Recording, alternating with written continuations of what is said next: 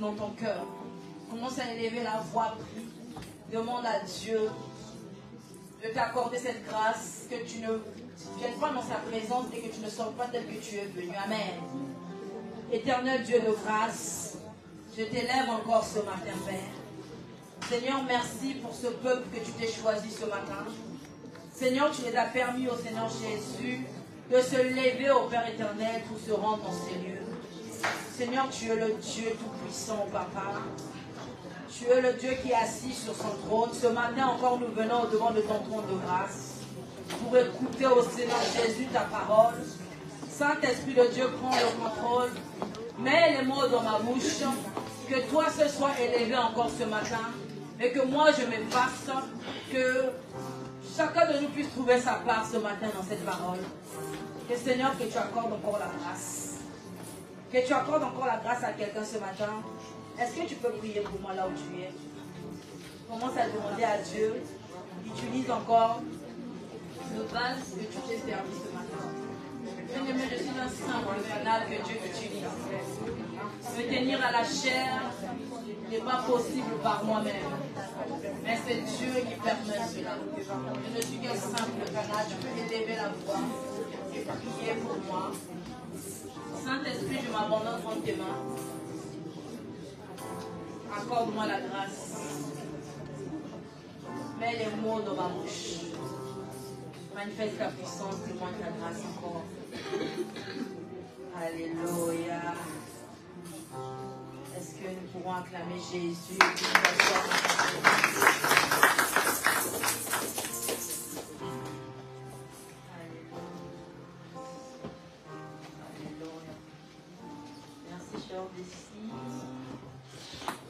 Servante de Dieu, Bertie, est-ce que tu peux me mettre ce que je t'ai donné? Merci beaucoup. Alléluia.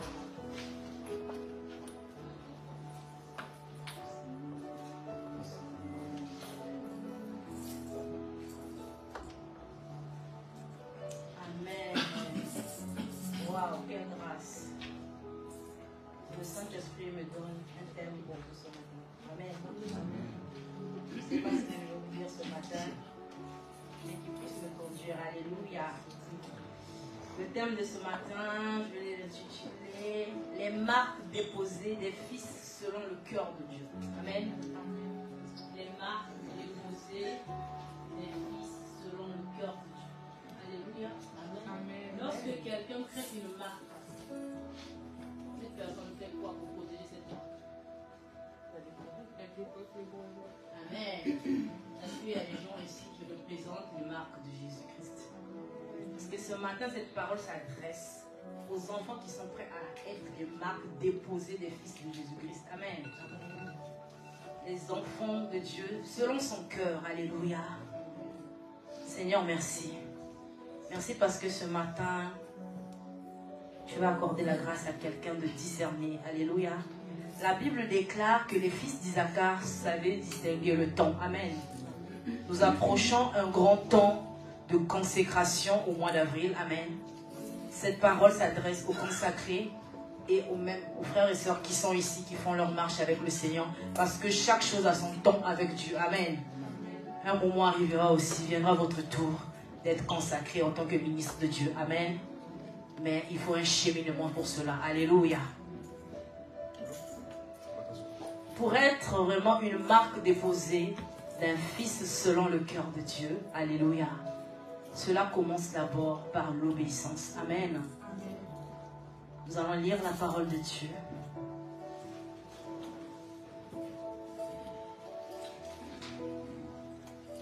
Est-ce que vous pouvez aider la sœur Shirley? L'obéissance vaut mieux que le sacrifice, ce texte-là. Je ne vais pas tout noter. Hein. Saint-Esprit n'a qu'à me conduire. Amen. Amen. Parfois on note tout, il ne veut pas qu'on puisse tout dire. Parfois on note rien, lui-même il veut parler. Alléluia. Dans le livre de Samuel, alléluia. Nous allons lire la parole ensemble.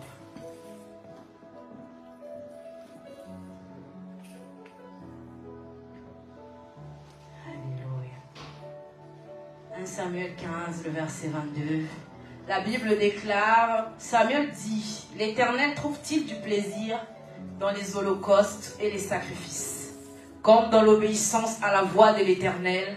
Voici l'obéissance vaut mieux que les sacrifices, et l'observation de sa parole vaut mieux que la graisse des béliers. Amen.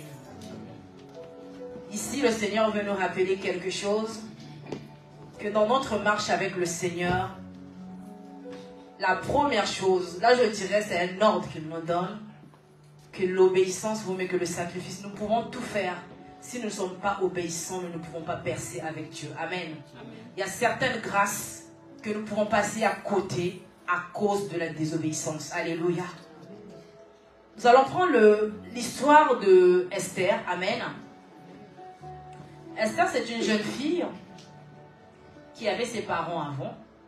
Et ensuite, ses parents sont décédés. Elle a été adoptée par le neveu à son papa, donc Mardoché. Amen. Et cette fille avait, je pense qu'elle avait quelque chose en elle qui a fait qu'elle puisse atteindre cette dimension-là. Amen. Lorsque nous prenons la parole de Dieu dans le livre de Esther 2, le verset 10.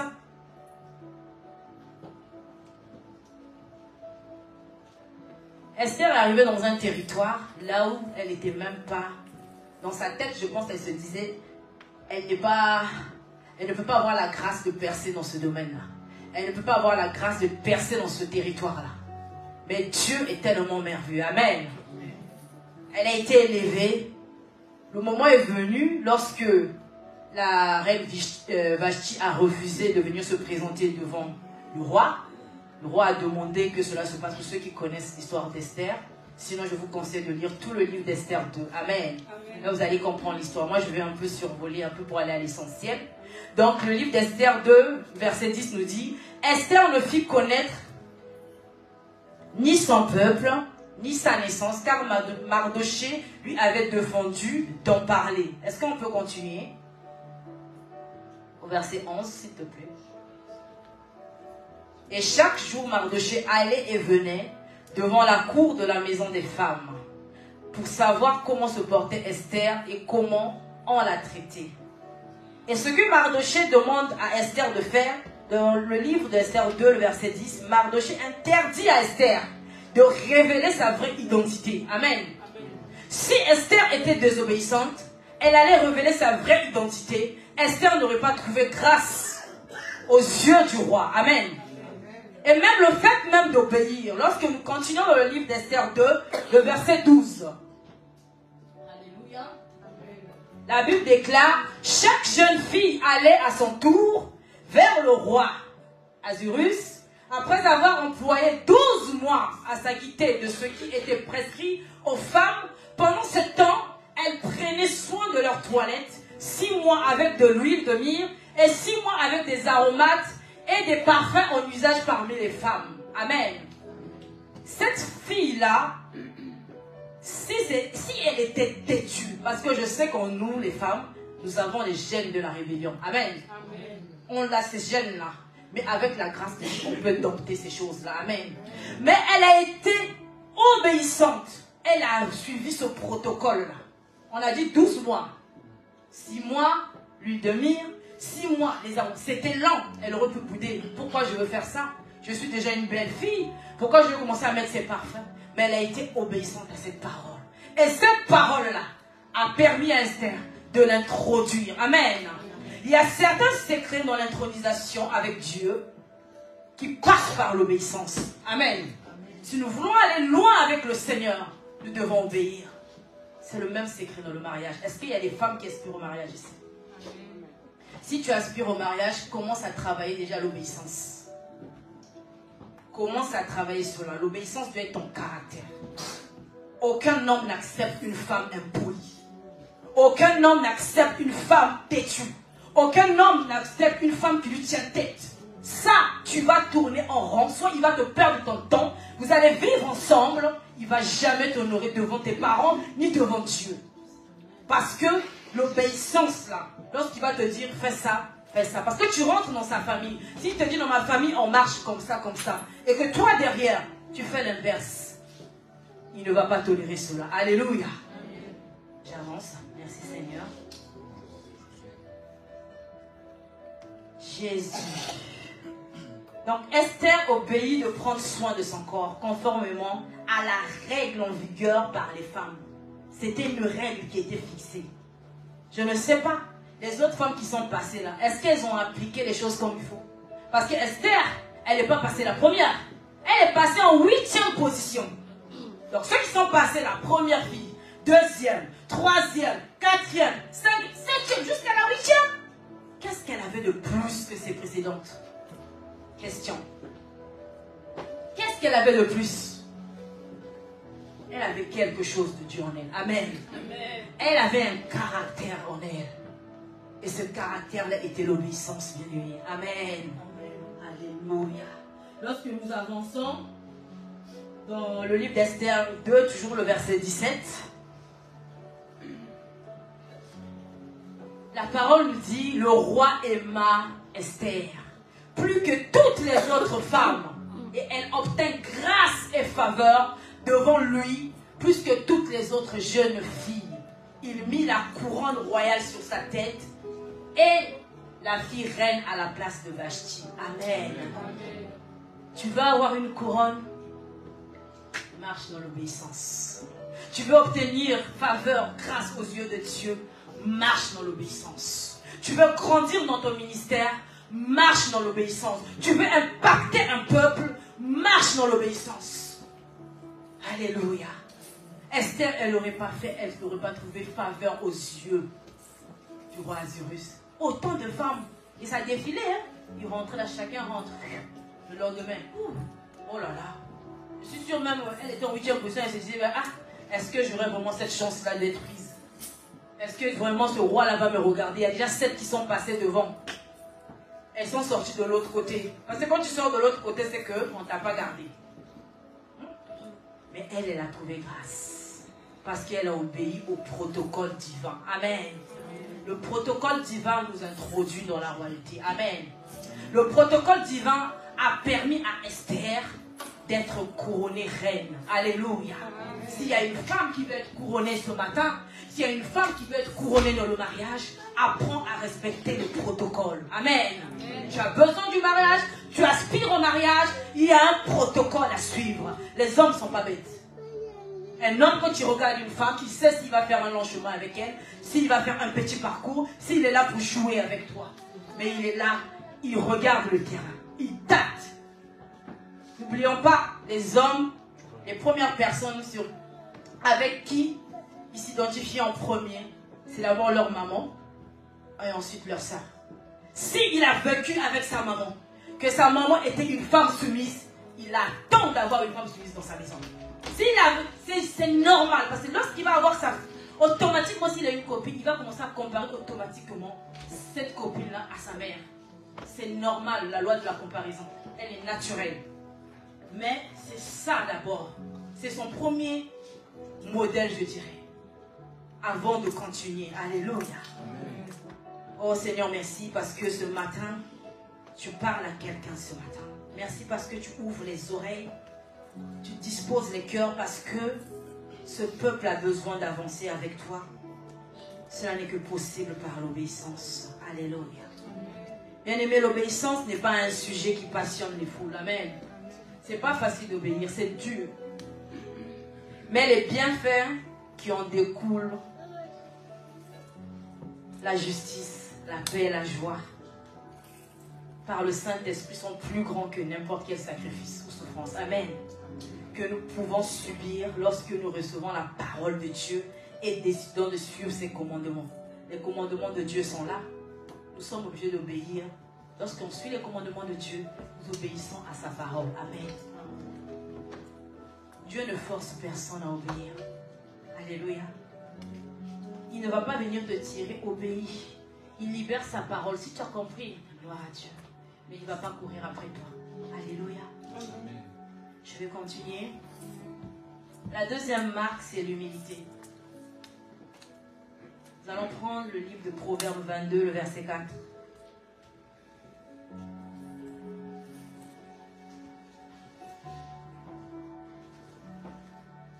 Proverbe 22, le verset 4. La Bible déclare que le fruit de l'humilité, de la crainte de l'Éternel, c'est la richesse, la gloire et la vie. Amen. Amen. Si nous sommes humbles dans la vie, voilà les choses que nous pouvons bénéficier. La richesse, la gloire, la vie. J'aimerais exhorter les futurs ministres de Dieu. Servez Dieu de tout votre cœur, mais avec beaucoup d'humilité. Être ministre de Dieu n'est pas facile. Vous allez être confronté parfois aux injures. Vous allez être confronté à certaines choses qui ne vont pas vous plaire. Mais si vous n'avez pas d'humilité, ça va être la guerre. Et cela va vous bloquer pour exceller dans votre ministère. Servez Dieu de tout votre cœur. Même la personne qui est là, que ce soit Jacques, Hélène, servez Dieu de tout votre cœur avec humilité. Et vous irez loin avec le Seigneur. Servez Dieu avec humilité. C'est très important. Notre Père spirituel est un modèle. Amen. Nous avons un Père qui est humble. J'ai jamais vu un papa si humble que ça. Dans d'autres églises, waouh, quel protocole pour accéder à ce papa. Dans d'autres églises, quel protocole, rien que pour passer à la chair. Mais ce papa-là, il voit qu'il y a quelque chose en nous.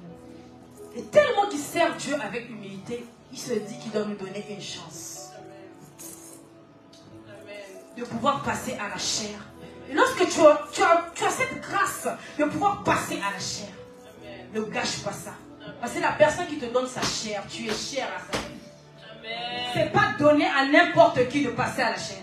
Mais lorsqu'il vous accorde cette grâce, servez Dieu en toute humilité. Cherchez Dieu.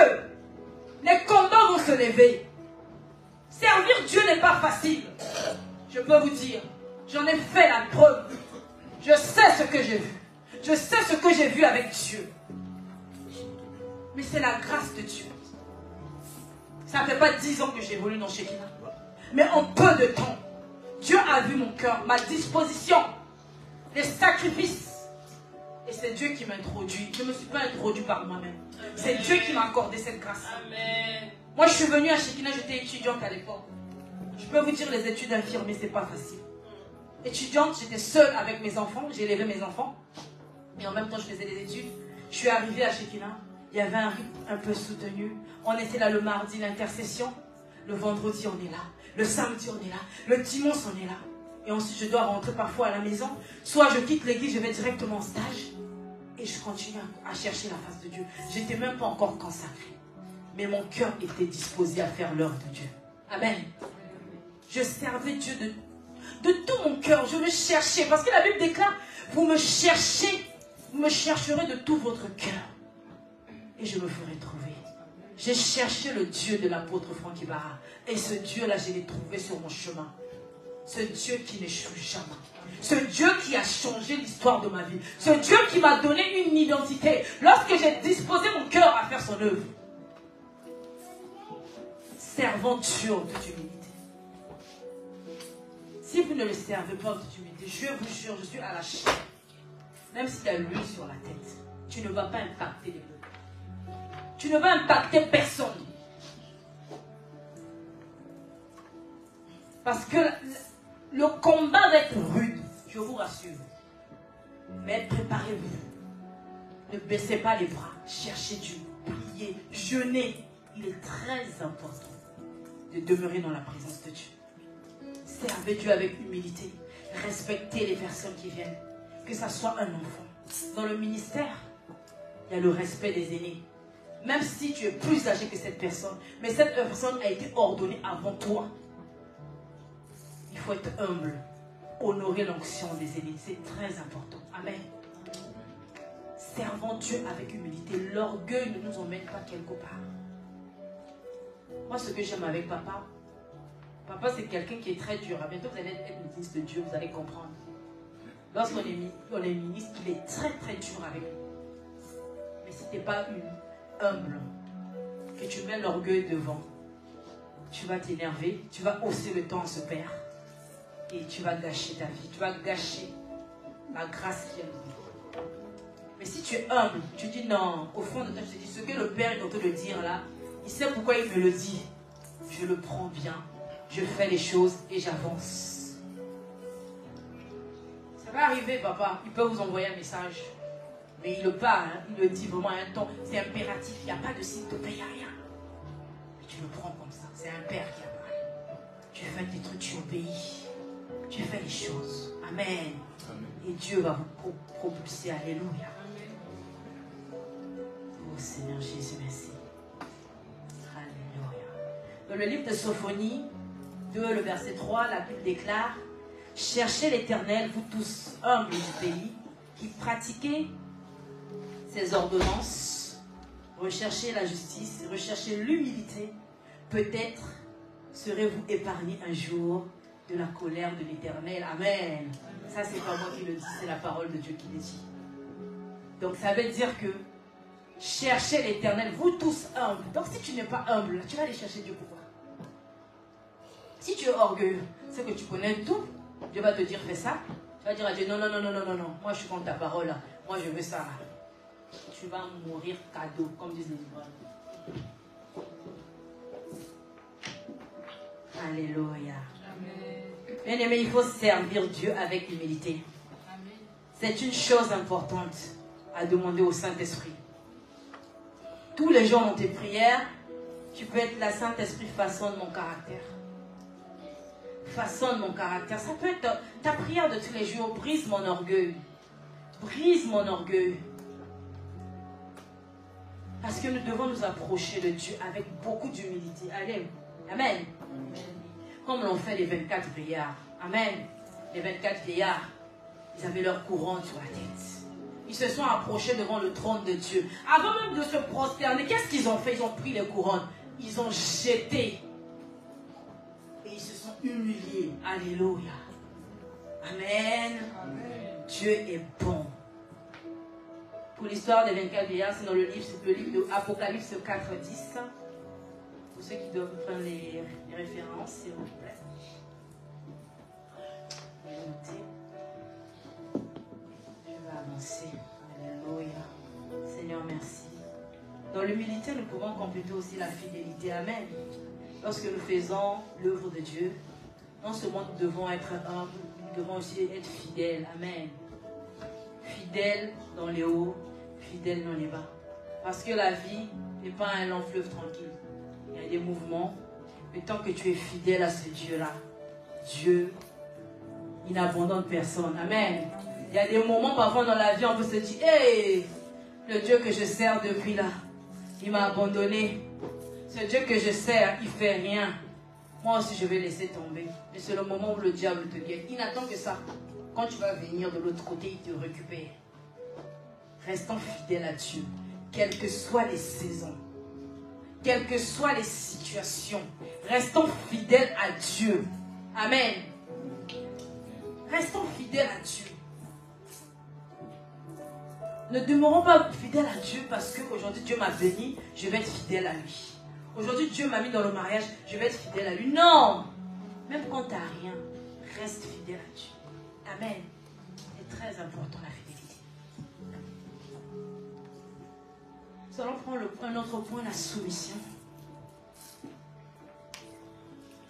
Le livre de Romains 13, le verset 1.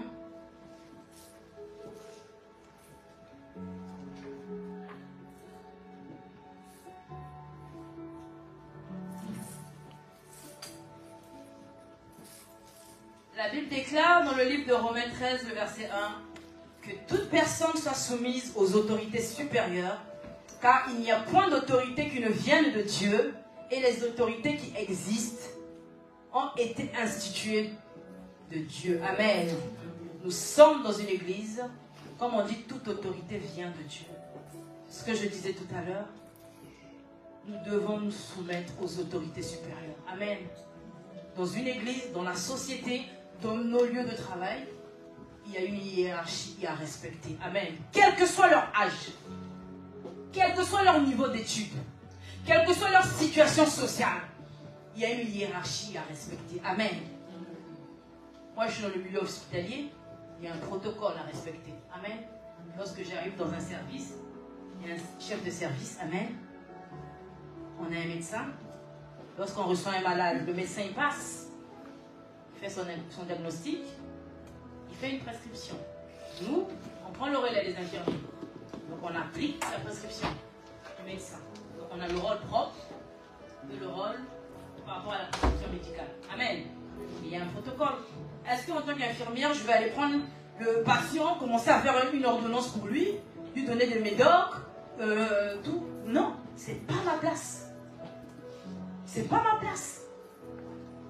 C'est pas ma place. C'est pas possible.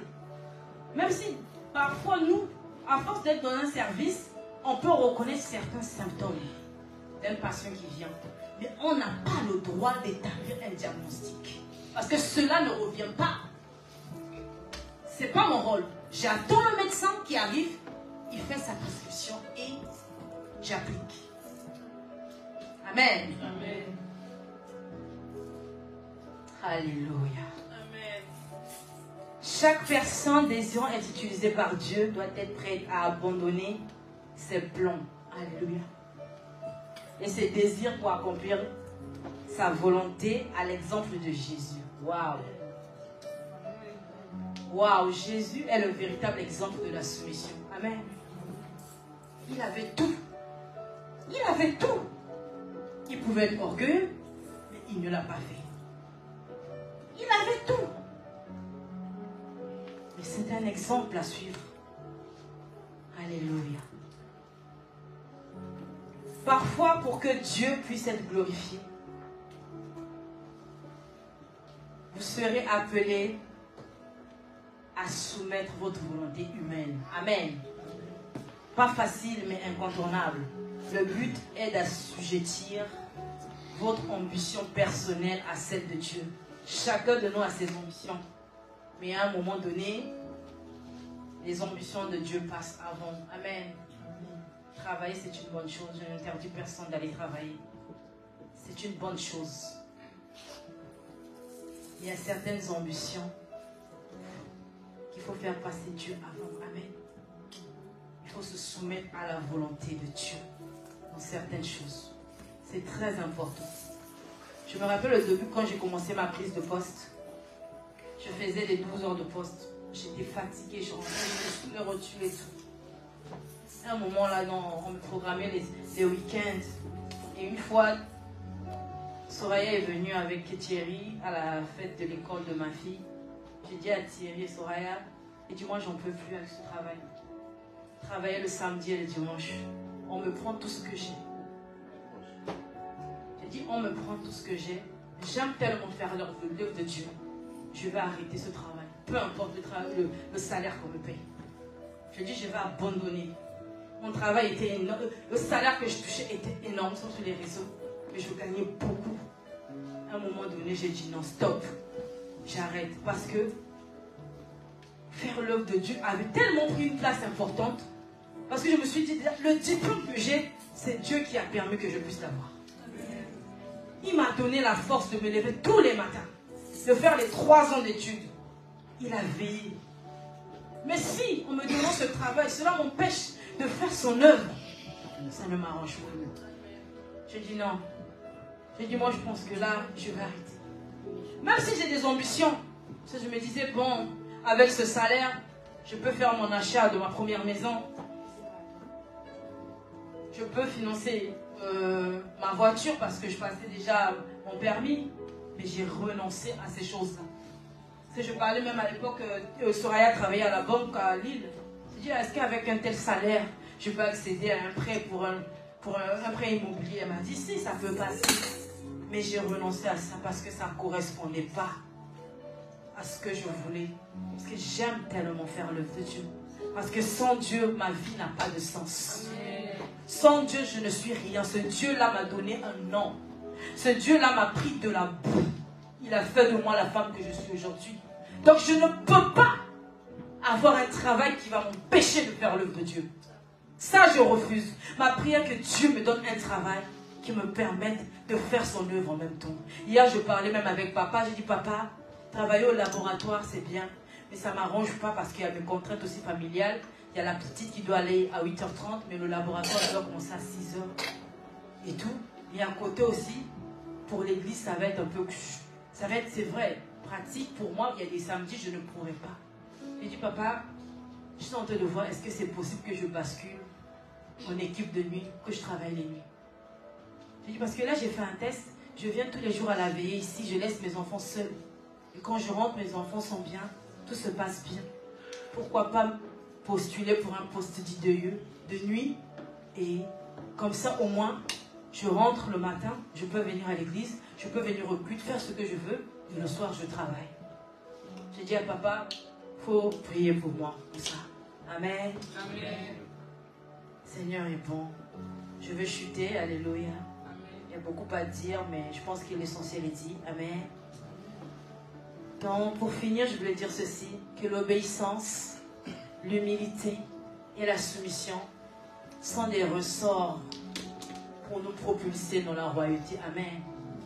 Vous savez, un ressort, quand on l'appuie, après on le relâche, qu'est-ce qu'il fait?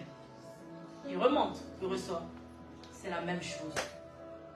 Lorsque tu fais l'œuvre de Dieu, lorsque tu es homme, tu es soumis, tu es fidèle, tu es obéissant avec Dieu, Dieu te propulse. Alléluia. Amen. En tout cas, que cette parole vous fasse du bien. Que cela trouve une place dans vos cœurs. J'espère qu'il y a des vierges sages ce matin en ces lieux. Alléluia. Qu'il n'y a pas des vierges folles. Gardez bien la parole. Amen. Qui est la lampe et le Saint-Esprit qui est l'huile. Amen. Soyez bénis au nom de Jésus. Amen.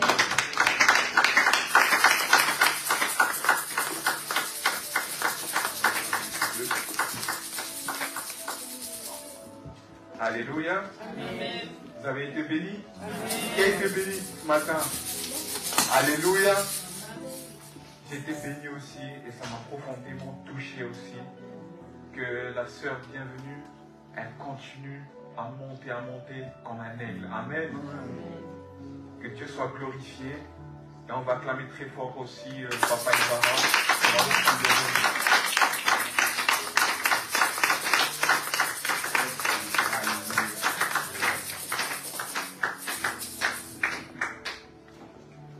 J'aime bien vous voir comme ça parce que vous êtes dans la joie. Amen. Amen. Amen.